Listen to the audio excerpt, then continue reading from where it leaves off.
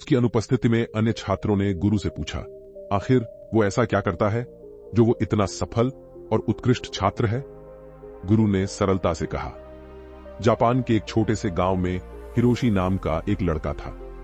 उसकी इच्छा थी कि वह पढ़ाई में सर्वश्रेष्ठ बने। हिरोशी अपनी पढ़ाई में कभी असफल नहीं होना चाहता था। वह मेहनती शिष्य था। अपने घर के प्रति जिम्मेदारी और अपने समय के प्रबंधन में वह हमेशा संघर्ष करता रहता। वह देर रात तक पढ़ाई करता, लेकिन कुछ दिन भी जाने के बाद वह डिमोटिवेटेड महसूस करने लगता। एक दिन हिरोशी अपने गांव में घूम रहा था, तभी उसे गांव का एक बड़ा मंदिर दिखा। गांव के बूढ़े लोगों से उसने सुन रखा था कि मंदिर में रहने वाले बाबा सभी की परेशानियां हल करते हैं। हिरोशी ने सोचा, एक बार मैं भी अपनी पढ़ाई की परेशानी बाबा से कहकर देखता हूं। हिरोशी ने अपनी पढ़ाई की सारी परेशानी बाबा को कह सुनाई। अपने समय का प्रबंध और घर की जिम्मेदारियां में संघर्ष और कुछ दिन बाद होने वाला डिमोटिवेशन सब कुछ बाबा से कह दिया। बाबा ने उत्तर दिया, सिर्फ कठोर परिश्रम करने से पढ़ाई में उत्कृष्ट नहीं होते, बल्कि समझदारी से कार्य करने से होते हैं। इसे अच्छे से समझने के लिए मैं तुम्हें एक कहानी सुनाता हूं। एक बहुत ही बुद्धिमान गुरु थे, जिनके आश्रम में करीब 100 से ज्यादा शिष्य थे। आश्रम के सभी शिष्यों में से सिर्फ एक ही शिष्य ऐसा था जो सबसे उत्कृष्ट था। आश्चर्य की बात यह थी कि वह शिष्य सिर्फ 3 महीने पहले ही आश्रम में शामिल हुआ था। बहुत ही कम समय में उसमें गुरु से सारी कलाएं सीख ली, जो पुराने छात्र भी नहीं कर पाए थे। गुरु जो भी कार्य बताते वो तभी कर देता था।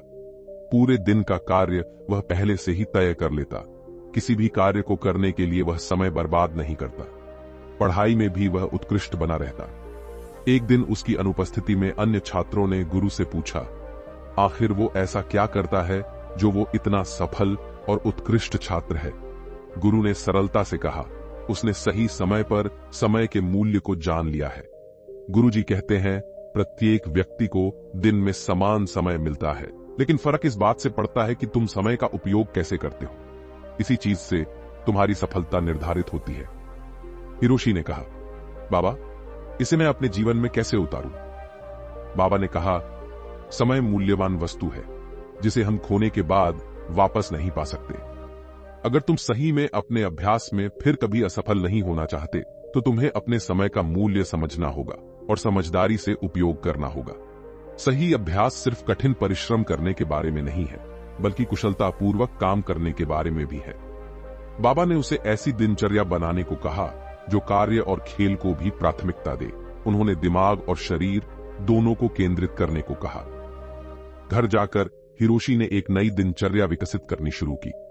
उसने अपने कार्यों को प्राथमिकता देना सीखा, जब आवश्यक हो तब ब्रेक लेना और अपने लक्ष्यों पर ध्यान केंद्रित रखना सीखा। वर्षों की कड़ी मेहनत के बाद हिरोशी सफल व्यक्ति बना। बाबा की सीख हमेशा याद रखी और अपने जीवन में लागू करना जारी रखा। उसने महसूस किया कि अच्छे अध्ययन की आदत केवल स्कूल में सफल होने के बारे में नहीं, बल्कि जीवन में सफल होने के बारे में है। दोस्तों, ये टिप्स आपके स्टडी को बेहतर बनाने में मदद करेंगी। पहला, जो करना है उसकी एक सूची बनाएं और इंपॉर्टेंस के आधार पर कार्य करें। दूसरा, अपने दिन को अच्छे शेड्यूल करें। तीसरा, अपना फोन बंद करके सोशल मीडिया लॉग आउट करें। चौथा, रिफ्रेश होने के लिए हर घंटे छोटे ब्रेक लें।